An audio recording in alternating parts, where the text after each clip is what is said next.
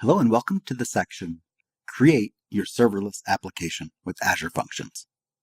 In this section, we're going to get out of PowerPoint and get into the Azure Portal as we go ahead and create a free trial subscription. And then I'll show you how to use resource groups and Azure Function apps and create the Azure Function resource. Also create a storage account, and then we'll add some code to an Azure function. Signing up for and signing into the Azure Portal. If you've already got an Azure subscription, this is going to be a little bit unnecessary since you can go ahead and dig into your current subscription. However, if you are not currently a subscriber to Azure, this is the perfect introduction as we're going to describe the free Azure trial and get signed up for one. And then I'll show you how to sign into the Azure Portal. Here we are at azure.com. It redirects to azure.microsoft.com, but azure.com will get you there. Here we'll see the description of what you get for free with your Azure free trial. You get $200 of credit. That can be used in 30 days. There's also 12 months of free services. So after your $200 credit is done, you get several products which continue for up to a year.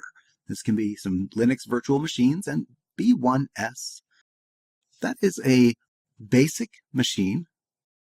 The B is for basic and 1 is the smallest size. The S indicates that it will use premium disks. That is solid state disks.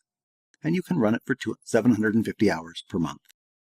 Same with Windows virtual machines. You can get a B1S VM, and you can get a couple of storage disks, 2 premium storage disks, 64 gigs each.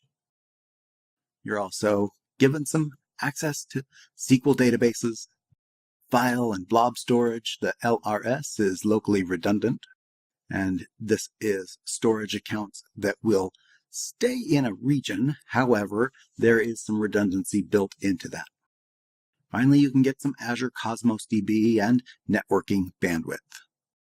So all of that will get you up and going for your development resources and your efforts to get your product developed and everything that you need for that first year. After that, you're going to be paying. And if you go over these resources in a year, you need to pay for that as well. $200 that you're going to get to explore for that first month will give you a great indication of what you're using and how much that's going to cost. Let's go ahead and get started.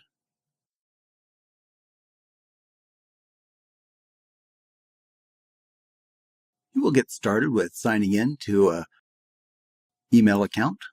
You can get a new Microsoft account. And without a Microsoft account, using the Azure portal is not possible. So this will create a Microsoft account using that same email address, even though it's for a custom domain. Once you've received your verification email, you can opt in to promotional emails or not. I think it's a good choice, especially if you're trying to learn more about Azure. And go ahead and click Next. And with the challenge out of the way, we've now got an account created, and it's ready to sign up for the free account.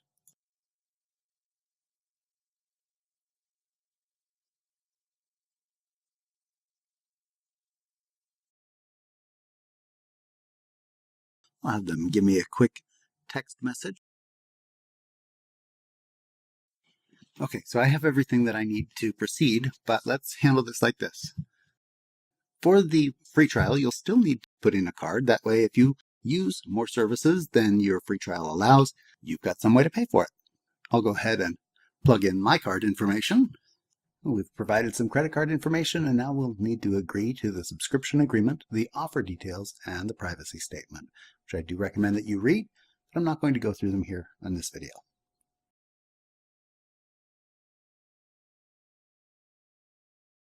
We do have some great options here for your Azure viewing enjoyment. You can watch on-demand video or select a time to see a live demo. You can jump right into the portal. Here we are in the portal. Now, if you've already set up your subscription, then you've also recently created your Microsoft account or used a Microsoft account to sign in and create that trial.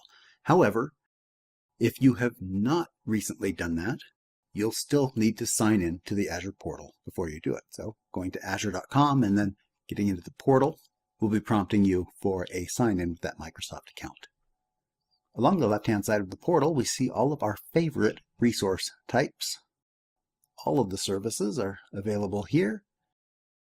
And each of these with a lit up star ends up over here in our favorites. So if there are virtual machines or different items which you do not want added to your list and seeing every time, scroll through and pare down your list or add new items to your list to make your favorites really your favorites. And that's it for getting signed up and signed in to the Azure portal.